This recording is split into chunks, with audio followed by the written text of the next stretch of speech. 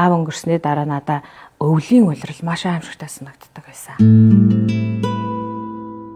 Гашуун яриа нэвтрүүлгийн энэ удаагийн дугаарт ааваа алдахын үе, үрээ алдахын гашууныг туулж яваа наран тулга оролцлоо. Уй гашуу даван туулж байгаа хүмүүст ерөөхдөө урлагийн сэтгэл засал илүү үр дүнтэй байдаг. Тэрбээр хагас өнчин хүүхэд гараа өрөг гэхэд ангиасаа ганцаар өргөж, үрээх хүлэх эхийн дэргэд хөхөө тэврэн уйлаа гэвч уйлж чадахгүй, дэлгэе гэвч ярьж чадахгүй хүнд байсан үеэ хэрхэн даван туулсан талаар ярьсан юм аа. Манай Монголын нийгмийн хүний эрхийн тэрийг мэдрэх мэдрэмж маш сул. Тэнгүүд юу гэдэг юм би төрөөд хүүхдээ алдсан ээж хүүхдээ хөхүүлж байгаа ээжтэй хамт нэг өрөөнд байгаа байхгүй. Тэнгүүд би өглөө сэрээд тэр мэдрэмжийг авах чинь өөрөө маш хүнд байхгүй. Миний тэврээд байж байгаа хэвээр хүүхэд байхгүй байхад тэнд айгу хаз жаргалтай нөхөрлөгөө яриад хүүхдүүд рүүгээ тийм хүүхдтэй олчлаа гэд ингээ ярьж байгаа яриаг сонсно гэдэг ч өөрөө аимшигтай. За яг тэрийг аль ингээл тухайн үед ингээл даваал гарчиж байгаа гэхэд гэртээ орох мөч бол аимшигтай. Би энэ бэрий таны гоо сайхны аялал эндээс эхэлнэ. Намайг Бүрээдийн Нарантлаг гэдэг зураач, сэтгэл судлаач мэргэжилтэй. Ер нь манай аав чинь зураач хүн байсан байхгүй юу? За тэнгүүд багасаа л зураг зурж байгаа хүмүүсийг харж өссөн учраас зураач болно л гэж боддог байсан. Хамгийн анхны ямар ч өөр мэргэжил сонгоё гэхгүй зөвхөн зураач гэж боддог байсан. Тэгээд яг хүүхдийн намын чиглэлээр мэргэжил эзэмшсэн. Тэгээ энэ чиглэлээр одоо 25 жил уран бүтээл хийж байгаа. За тэгээ хүүхдийн намын чиглэлээр явж байхад энд яалтчгүй нэг бага насны хүүхдийн сэтгэл зүйн онцлог. За тэгээ хүүхдийн зураг хүлээх чадвар, тархины хөгжил гэдэг эдгээр зүйлсийг судалж явж байгаад ерөнхийдөө сэтгэл судлал руу орсон байгаа. Одоо сэтгэл судлал руу ороод нэг 13 4 жил болж байна. Аав маань өвчтэй байсан, хүнд өвчтэй байсан. Тэгээд 44 наснда өнгөрсөн байхгүй. Хамгийн ихний шорог ээж маань асгаал дараа нь би дараагийнхаа шорог асгаж байгаа байхгүй. Тэнгүүд аавын хайрцагт унж байгаа тэр шорох гэдээ унж байгаа шороо өөрөө маш аимшигтай ингэж нэг санагдчихсэн. Хүний амьдралд уй гашуу янз бүр. Хүн ингээд юу гэдгийг сонсонгуудаа зүгээр л байсан байж тээ. Аав өнгөрөх тохиолдол байж л байдаг. Ээж өнгөрөх бол маш хэцүү ч гэх юм хүмүүс ингээд ярьдаг байхгүй. Гэтэ тэр хүнд яг юу тохиолдож байгааг бид нар гаднаас нь харах тодорхойлох боломжгүй. Дунд ингээд би бүр санаад одоо хүртэл ингээд санагддаг. Тэнгүүд нэг охин надаас бит хоёр ингээд ерөөхдөө өрсөлддөг байжгаад хичээл дээр надаас доор дүн авсан байгаа. Тэгсэн чи аймаар уурлаад над руу өртөө чи юм аавгүй өстэй гэж хэлжсэн байхгүй. Тэнгүүд бусад юм намайг унахгүй хэрнээ тэр үг нь намайг ингээд унахад сэтгэлээр унахад айгүй ойлхад дахиад буцаал очиод ээждээ очиод хэлсэн шүү дээ. Ээж намайг аавгүй гинэ гэл ингээл. Тэнгүүд тэнд дахиад хоёр эгч маань өвдөн, ээж маань өвдөн. Тэгэхээр энэ нэг ямар нэгэн шошиг зүгээд байгаа чи өөрөө айгүй хүний эрхийн мэдрэмжгүй байгаа байхгүй.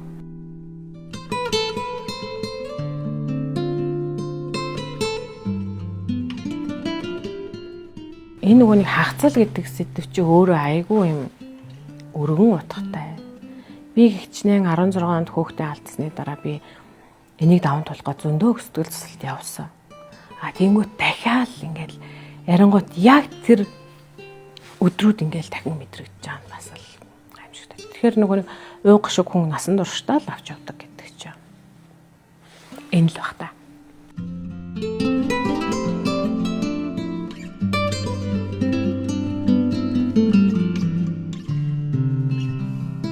Нөхөрөд хоёр суугаад 25 жил болж байгаа байхгүй юу? За тэгээ бит хоёр чинь 4 хүүхэдтэй алсан. 2 охин, 2 хүү. Тэнгүүд нэг охин нь төрөөд өнгөрсөн байхгүй юу? Хүүхдээ алдах мэдрэмж чинь өөрөө аимшигтай. Юу гэдэг би ингээд маргааш нь би хүүхдтэйгээ уулзнаа гэж байж байгаа шүү дээ. Яаж яах тэр чинь нөгөө яг бүтэн төрсэн хүүхэд байхгүй юу? Тэнгүүд бид нар чинь нөгөө 7 жилийн дараа баг хүүхдээ төрүүлж байгаа гэл гэр бүлээрээ хүлээлттэй байж байгаал гинт төрөөл хүүхэд маань байхгүй болчингод би яг маргааш нь юу гэж бодож байсан бэ гэхээр ямар сони юм бэ? Яагаад миний амьдралд ийм зүйл тохиолдож ба? Хизээч би миний амьдралд ийм юм тохиолдно гэж би бодож байгаагүй шүү дээ. Эн чинь зүгээр л хүүхэд миний гидсэн дотор болно хөдлөөд ичсэн хүүхэд шүү дээ ч гэх юм уу. Манай хоёр хүүхдийн хоорондоо харилцаж байгаа харилцаа намайг бас имзүүлүүлж байгаа байхгүй. Яагаад гэхээр нөгөө дүүн яг хоёр дахь хүүхэд маань 7 байсан байхгүй. том хүүхэд маань 12 таа илүү 13 байсан. Тэгэнгүүт нөгөө 7 та хүүхэд чи дүүгээ айгүй хүлээж исэн хүүхэд чинь зураг зурсан байгаа байхгүй. Би нойлд байж байгаа тэр яриаг сонсоод надад амар хүн санагдчихсэн. Ээж нэг зураг зуршлаа танд үзүүлэх гэдгсэн чинь ахын зургийг харчихжээ. Тэгснэ. Хөө чи наана юу зурцсан? Чи дүүг зурцсан байна штэ. Наадхаа бойл ээжд үзүүлж болохгүй. Гингүүд тэнд бас тэр хоёр хүүхэд би өвдсөн ч гэсэн тэнд хоёр хүүхэд бас өвдөд байгаа байхгүй. Тэнгүүд энд нөгөөний давхар би юуг ойлгож ирсэн гэхээр бага наснд аавыгаа алдах хэцүү юм аа. Аав гэдэг чинь миний хувьд аав байгаа л ч хүүхдүүдийн хувьд бол тэр чинь ойр дотны хүнээ алдах гэсэн ойлголт боловч эмээ өвөж гэсэн юм даарна шүү дээ. За тэгэнгүүт хүүхдээ алдна гэдэг чинь өөрөө бас айгүй хэцүү. Хүүхдээ алдангууд тэр үлдэж байгаа дүүнэр нь гэдэг юм ах эгч нар нь нөгөө хүнийг хүлээлт одоо манайх бол хүлээж агаад гидсний цаанаас харьцаж исэн хүн байхгүй болчиход бид нэр тийм зүйлсийг туулж штэ. Тэнгүүд яг үнэхээр харилцаатай байж агаад миний дүү миний нүдний өмнө мүлхэж гүйж агаад эсвэл бид хоёр хамт тоглож агаад те ингээд өнгөрсөн бол тэр чинь өөрөө маш хүнд байна. Тэгэхээр энэ нүгүнийг энэ зүйлсүүдийг мэдрээд байгаа учраас мэдэрсэн учраас л одоо энэ чиглэлээр голчулж ажиллаад идэм байх гэж өөрийгөө ажиглаад идэв шин. Хүүхдээ алдсны дараа хүмүүс нэг юм тухайн хүнтэй ярихдаа зовлонгийг хуваалцж байгаа юм шиг ярьж байгаа хэрнээ тэрний цаана нэг юм буруутгал шиг юм байдаг.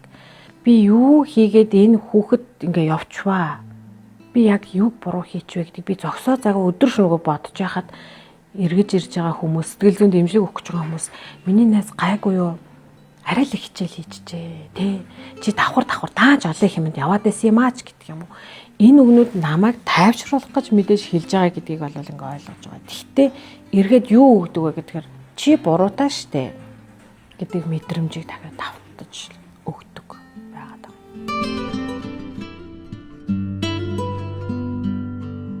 байна. Би энэ чээс юуг ойлгосон бэ гэхээр амьдрал нөгөө нэг бурхан багшийн хэлдэг шиг хоосон л юм байна. Би өнөөдөр би нөхөртэй, би хүүхдүүдтэй, би ажилтай, би компанитай ч юм уу гэж ярьж байгаа алавч энэ баталгаатай зүйл биш гэдгийг би маш сайн ерөөхдөө амьдрал бол ямарч баталгаагүй. Хүн хамгийн гол нь сэтгэлээрээ баян байх хэрэгтэй гэж нэг үг хүмүүс хэлдэг тийм үү. Энд чи юу гэсэн үг юм бэ гэхээр хүн сэтгэл зүгээл ойлгох, сэтгэл зүгээл тайван байлгах хэрэгтэй байхгүй юу? Түүнээс хичнээн би материаллык зүйл надад байгаад би дотроо хоосон бол би дахиад л өөрийгөө зовоосоор л байна. Би ямар нэгэн зүйлсийг хайсаар л байна. Энэ аялал хизээч зогсохгүй. Би компани захирал болсон ч миний хүсэл дарагдахгүй. Би хідэн компанитай болсон ч энэ дарагдахгүй. Яагаад вэ гэвэл би дотор байгаа хоосон зүйлээ дүүрэх гээд л яваад байгаа учраас. Тэгэхээр хамгийн нэгдүгээр одоо нөгөө ингэдэг штэ. Юучгүй хэрнээ бас айгүй аз жаргалтай айлууд байдаг тухай хүмүүс ярьдаг тийм үү. Тэгвэл тэр чинь л байхгүй амьдрал гэдэг ер нь бол цаг мөч бүрээс аз жаргалыг мэдрэхтэй амьд байгаагаа мэдэрхэл болохоос биш ямар нэгэн зүйлийн төлөө хөөцөлдөжгүй их бол биш. Маргааш байхгүй болчих магадгүй шүү дээ. Тэр их юм мэдхий. Тэгэхээр олдож байгаа цаг хугацаагаа гоё л өнгөрөөсөн дээр баг. Би энэ бэрий таны гоо сайхны аялал эндээс эхэлнэ.